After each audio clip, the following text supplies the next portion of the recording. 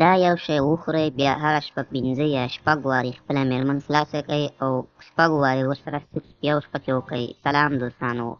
خدای دې وکړي چې روغ جوړ او خوشحاله اوسئ. دوستانو زموږ ټولې ویډیوګانې تاسو ته د جنسي اړخه پوره معلومات درکولو دپاره دي، نو له موږ سره اوسئ. دوستانو نن زموږ ویډیو دې باره کې ده چې څنګه کولی شو داسې یو نسخه ځان ته تیاره کړو چې د هغې په خوړلو سره موږ په یو شپه کې 3 یا 4 وارې یا هم د دې نه ډېر د خپلې مېرمنې سره سکس وکړو او هر ځل هغه ځانه مخکې انزال کړو او هغې سره د سکس کولو نه خوند واخلو، څو هغې ته هم سکس کول خوند ورکړي او موږ ته هم سکس کول خوند راکړي او ژر انزال نه شو. خو دوستانو د دې نه مخکې چې زه تاسو ته دا نسخه وښیم، تاسې زموږ د یوټیوب چینل نوي سبسکرایب کړئ، نو زموږ د یوټیوب چینل سبسکرایب کړئ او په خپل طور سره د خولۍ نشان هم ووهئ، تر څو همدغسې معلوماتي ویډیوګانې د ټولو نه مخکې تاسو ته در ورسېږي. دوستانو په دې ویډیو کې درته داسې نسخه ښایم چې دغې نسخې تیارولو سره او د دغې نسخې په خوړلو سره به تاسې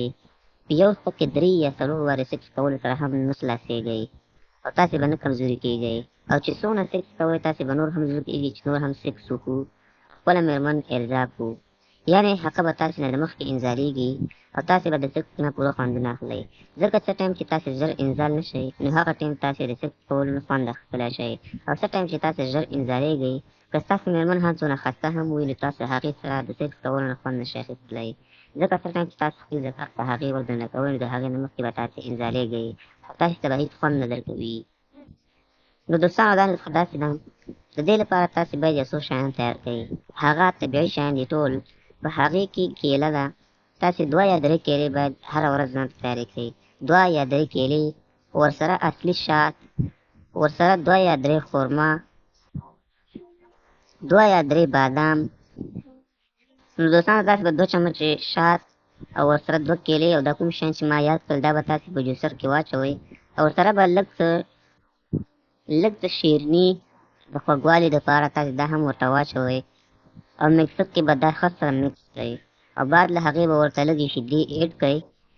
تر څو د دې خوند هم ښه شي او د دې طاقت نور هم اضافه شي، او بعد له هغې به تاسې دا هره ورځ په نهاره یې استعمال کړئ نو ډېره زیاته فایده کوي، او په هر ټایم کې تاسې دا استعمال کوئ نو ډېره فایده کوي. خو څه ټایم چې تاسې سکس کوئ د هغې نه نیم ساعت مخکې دا تاسې وڅښئ،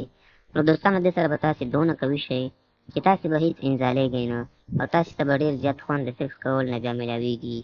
نو دوستانو نن زموږ ویډیو دې باره کې وه. که ویډیو مو خوښ شوي نو درسره لایک یې کړئ او ملګرو سره یې هم شریکه کړئ تر څو هغوی هم د دې ویډیو نه استفاده وکړي.